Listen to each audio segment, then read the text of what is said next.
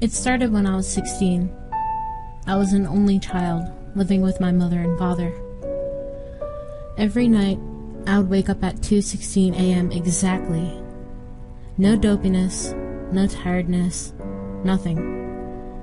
I would sit bolt upright, for a reason unknown to me, and I would listen.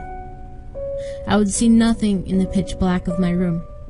I would hear nothing in my silent house. For 5 minutes, until 2:21 a.m., I would listen hard. At first, I heard nothing. 5 minutes of being totally alert, totally unable to switch off, hearing not a single sound. Then, as quickly as the alertness came, it faded, and I'd fall fast asleep. This went on for a few weeks, every night the same. I didn't think much of it. I wasn't scared very easily. This was more puzzling than anything else. Around a month or so into the awakenings, I heard the first sound. It was so close to being inaudible, I almost thought I imagined it. A soft footfall outside my door, on the stairs leading up to my attic room. The next night, another step taken, yet still incredibly quiet, as if on tiptoes. Still, I was more puzzled than scared. But it was starting to become a little strange. This progressed night after night, the footsteps growing louder and louder, closer and closer, up the 12 stairs to my room. On the 5th night, I tried to get out of my bed to investigate during the awakening, but I couldn't move. It didn't feel like paralysis. It felt like my body wasn't my own, as if I had no control, as if all I had was consciousness and no physical input. I started to become scared. The next day I stayed off school, sick. I was beside myself with fear for that night. I finally fell asleep at around 2 a.m. And I woke up the next day like nothing had ever happened. I had not awakened during my sleep. I felt more refreshed than I had been in weeks. I was beside myself with relief and had a great day. The next night, again, I slept like a log. It was over. The next month was probably the best of my life. I did well in all my classes. I got a girlfriend. I had good luck and generally just had a good time. It was after a particularly good Saturday spent with my girlfriend that I went to bed, the happiest guy alive. I couldn't wait for the next day. I have never felt the same chills as I felt that night when I woke up at 2:16 a.m., sitting bolt upright, unable to move, staring blindly into space, listening. 4 minutes of complete silence passed. With every second, a stronger chill surged down my spine. With every second, another bead of cold sweat slipping down my neck. At 2:20, with the loudest crash, I heard my door being ripped from its hinges and smashed against the far wall. Footsteps thudding towards me with unstoppable intent, louder than you can possibly imagine, closer and closer until they stopped dead. A cold rush of air washed over me, chilling me to the bone. My eyes, wide with terror, searching for anything to focus on. For a few seconds, nothing happened. Then suddenly, emblazoned in my vision in white, print the words, "I have arrived," along with the most horrible sound I have ever heard. If you have ever heard the screams of foxes in the night, imagine them at a much lower pitch, an inhuman guttural scream, the scream of an agonized, tortured soul. I remember the exact sound to this very day. Beyond that, there was nothing. I fell asleep at 2:21 a.m. and woke up the next day too terrified to do anything. I sat hunched on my bed all day, unmoving. When night came, I was wide awake. I never wanted to sleep again. Time ticked by on the clock. 1:30, 1:45, 2 o'clock, 2:10, 2:15. Then I blacked out. I don't remember anything that happened that night. I awoke to find myself standing in my parents' room, simply standing there, arms by my sides, relaxed. I had no idea how I got there, which in itself was slightly alarming, as I had never been prone to sleepwalking. But the disturbing thing was that I didn't feel odd. I didn't feel out of place, staring down blankly at the faces of my sleeping parents.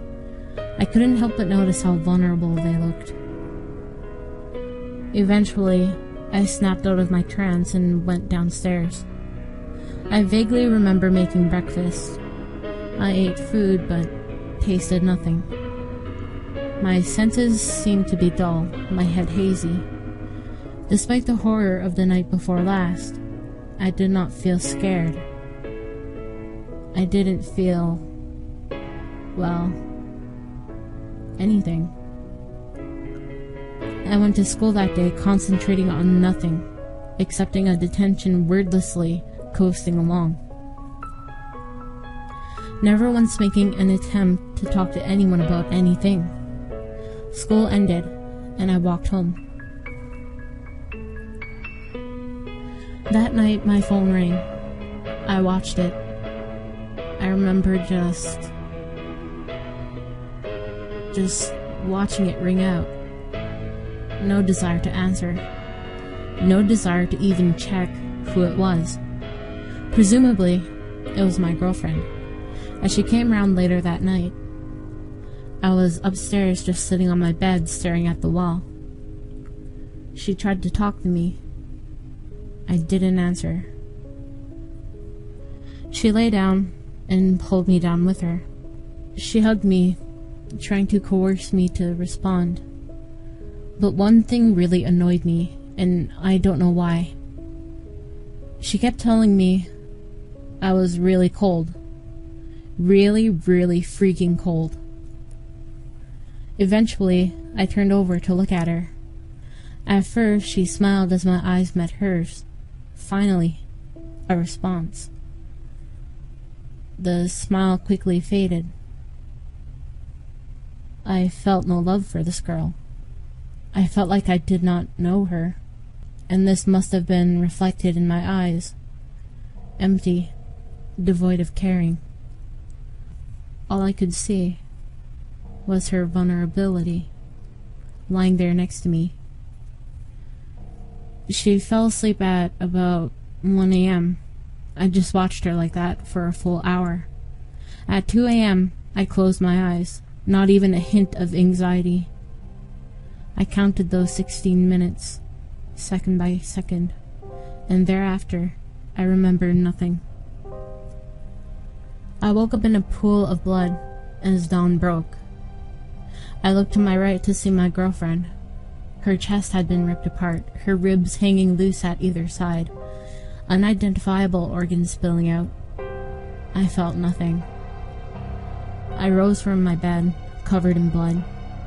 I followed a trail of red, arterial blood out of my room, down my stairs, into my parents' room. My father's head lay bloodied and caved in beside his still oozing neck. A giant gash split his back in two. His right leg rammed down my mother's throat. Her jaw unhinged, and her legs and arms crumpled at impossible angles. I felt nothing. I turned around and walked downstairs. I noticed a trail of blood left in my wake.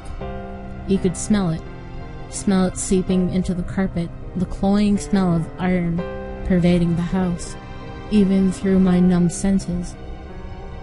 I went and made myself breakfast, another tasteless meal.